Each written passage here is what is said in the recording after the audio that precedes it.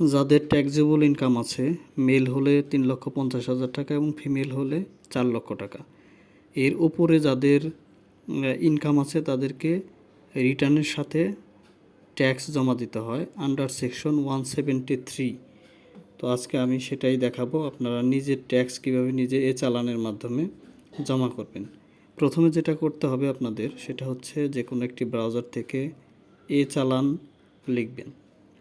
চালান লিখলে অটোমেটেড চালান সিস্টেম আইভাস এই লেখাটি আসবে, সেখানে এনবিআরে জমা আয়করে সিলেক্ট করবেন। তারপর হচ্ছে কর বর্ষ, যেহেতু আমরা 24-25-এর জন্য দিব, 24-25 সিলেক্ট করে দিলাম।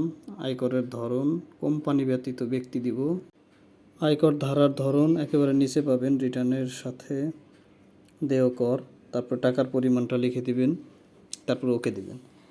তারপর হচ্ছে টিনে যেই ট্যাক্স অঞ্চল ট্যাক্স জোন রয়েছে সেটা সিলেক্ট করবেন। তারপরে টিন অনুযায়ী সার্কেল সিলেক্ট করার পরে ব্যক্তি টিনে সিলেক্ট করবেন। তারপরে টিন নাম্বারটি আপনি দিয়ে দিবেন। দেওয়ার পরে যেটা করবেন সেটা হচ্ছে চেক ইনে ক্লিক করবেন। তারপরে হচ্ছে আপনার মোবাইল নাম্বার এবং ইমেইল অ্যাড্রেসটা দিয়ে দিবেন। মোবাইল ব্যাংকিংয়ে যদি দিতে চান তাহলে সেখানে অলরেডি সিলেক্ট করাই আছে। আপনি বিকাশে দিলে বিকাশে, নগদে দিলে নগদে, রকেটে দিলে রকেটে, এবং একটা মন্তব্য লিখে দিলেন tax with return under section 173 লিখতে পারেন, অ্যাসেসমেন্টেরও লিখতে পারেন। তারপরে বিকাশে ক্লিক করলাম, সেভ দিলাম। সেভ দিলে আমাকে নিয়ে যাবে হচ্ছে বিকাশ পেমেন্ট অপশনে।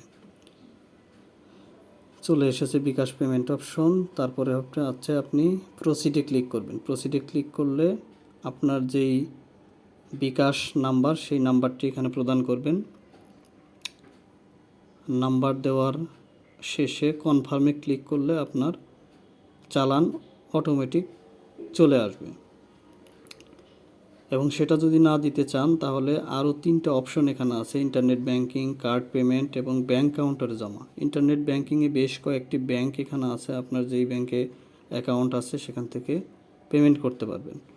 কার্ডে যদি পেমেন্ট করতে চান এখানে 4টা কার্ডের ডেসক্রিপশন দেওয়া আছে, সেই অনুযায়ী প্রদান করবেন। সর্বশেষ হচ্ছে ব্যাংক কাউন্টারে জমা, ক্লিক করে আপনি সেভ দিবেন।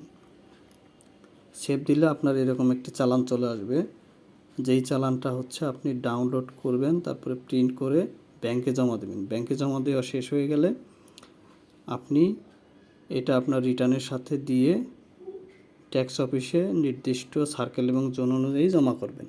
ধন্যবাদ।